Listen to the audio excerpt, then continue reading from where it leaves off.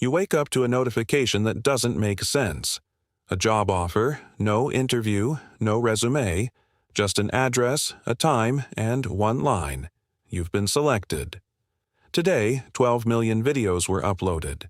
Only a handful will go viral. And starting now, you're the person who decides which ones.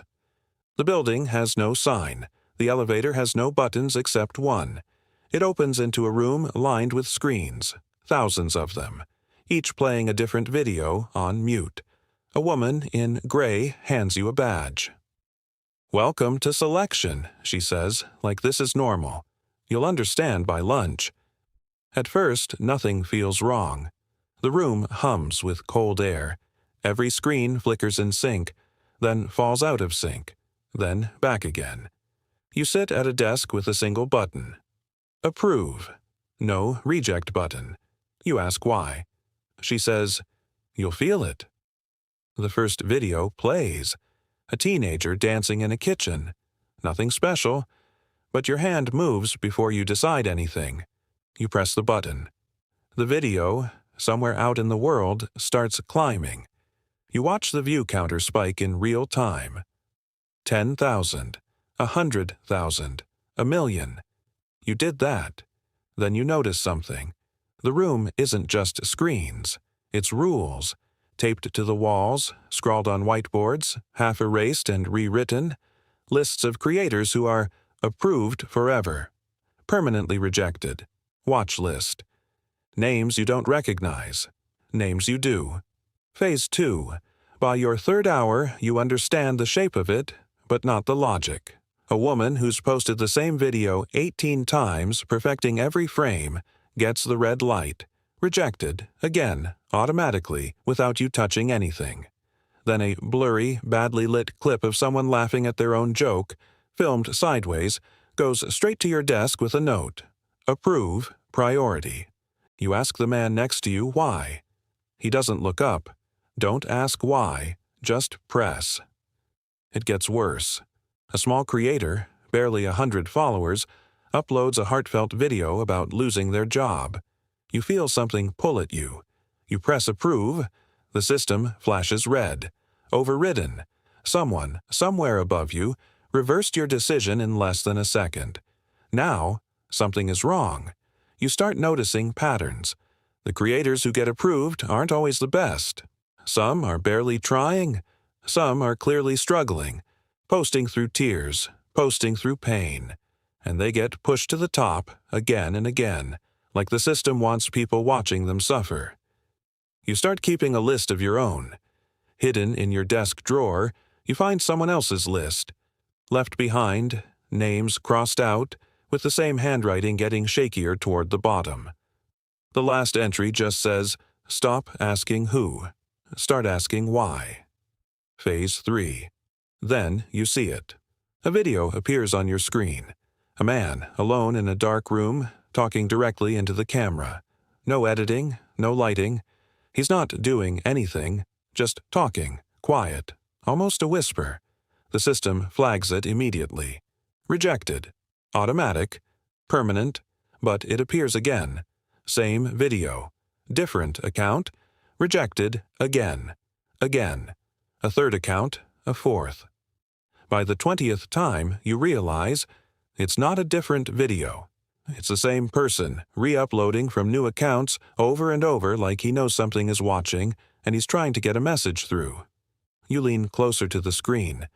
He says one sentence before each rejection. The same sentence, every time. You can't make it out. You realize too late that the volume on your desk has been muted this whole time. Phase 4. You start investigating. You search his name in the system. Nothing. You search his face. Nothing. But his account creation dates, they go back further than they should. Years before video platforms even existed in their current form. Some accounts are dated decades in the future. You ask the woman in gray. For the first time, she looks uncomfortable. "That case was supposed to be closed years ago," she says, "before you started. But you only started this morning." You dig further. You find a folder labeled "Do Not Approve, Do Not Explain." Inside, Hundreds of versions of the same man, same message, same dark room, spanning what should be impossible timelines. Each one rejected, each one resurfacing. The screens around you start flickering faster. Other employees stop pressing their buttons and start watching yours. The system sends you a message directly. Something it's never done before.